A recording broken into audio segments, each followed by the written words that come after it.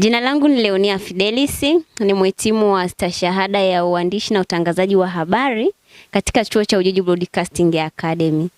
Safari yangu kwa ujumla kwa kipindi cha miaka miwili, mara ya kwanza nilipofika chuoni nilikuwa sijui chochote. Nilikuwa naona kila kitu ni kigeni, nilikuwa sijui jinsi ya kutangaza, nilikuwa kwanza mwoga kusimama kwenye maiki kuongea, nilikuwa mwoga, hata kushika maiki nilikuwa naogopa na tetemeka. Lakini kadiri siku zilivyoendelea, tulivyoanza kujifunza, tukaanza vitendo, niliweza kukua, yani kutoka hatua moja kwenda nyingine, kwa sababu niliweza kuweka kwenye kipindi, kutangaza vipindi, kusimama mbele ya kamera, kutangaza.